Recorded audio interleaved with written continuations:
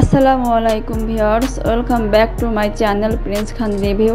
আশা করি সবাই ভালো আছেন, আমরাও আলহামদুলিল্লাহ ভালো আছি। তো এবার আমার নিজের পছন্দের একটি রেসিপি আপনাদের সাথে শেয়ার করব।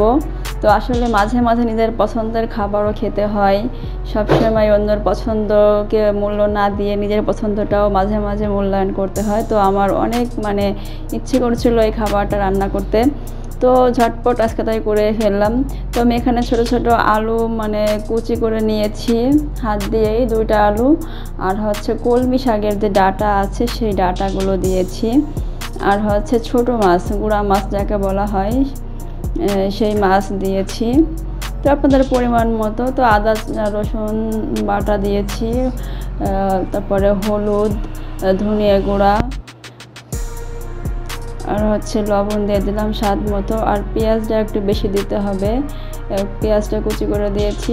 আর কাঁচামরিচ প্রায় 4-5টা কাঁচামরিচ কুচি করে দিয়েছি, কারণ আমি আজকে একটু ঝালটা বেশি দিয়ে রান্না করব। সরি, আমি এখানে আদা দেইনি, যেহেতু শাক দিয়ে রান্না হবে। তো আমি এখানে জিরা আর রসুন বাটা দিয়েছিলাম 1 চামচের মতো, তেল দিলাম। এবার আসল কাজ, যেটা যেহেতু আমি হাতে মেখে রান্না করব, সো হাতে মাখানোটা বেশ কিছু সময় নিয়ে করতে হবে, আর খুব ভালো করে মেখে নিতে হবে, যাতে সমস্ত মশলা প্লাস তেলটা যেন একেবারে তরকারির সাথে মিশে যায়। তো আমার মনে হয় না এই তরকারিটা কেউ ইজিলিভাবে খেয়েছেন।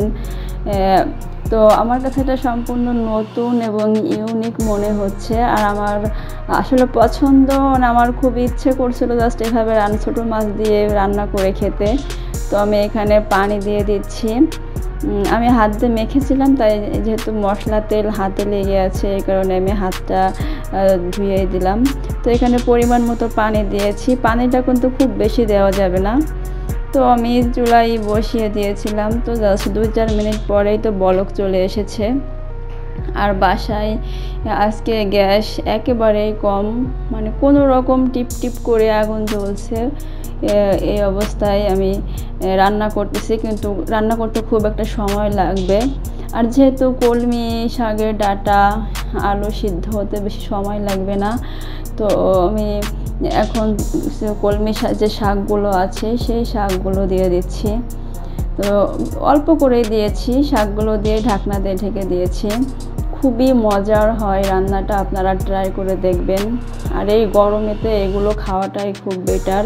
আর গরমেতে মাছ মাংস ফ্যাট জাতীয় খাবার না খেয়ে এই ধরনের খাবারটা খাওয়া আসলেই খুবই জরুরি। তো আমি জাস্ট একটু টেস্ট করে নিচ্ছি, দেখুন, একটু মাছ আর আলু।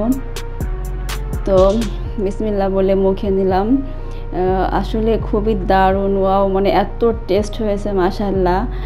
আর এত স্মেলটা যে এত সুন্দর আসছে হাতে মেখে রান্নাটা, বারবার রান্নাঘরেই আমাকে টেনে নিয়ে যাচ্ছে, বারবার আমি দেখতে যাচ্ছি।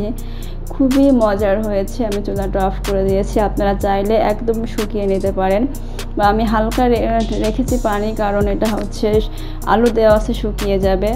তো আমার রান্না কেমন হয়েছে সবাই কমেন্টে জানাবেন, আপনারাও ট্রাই করবেন। এই ছিল আমার আজকের ভিডিও। আল্লাহ হাফেজ।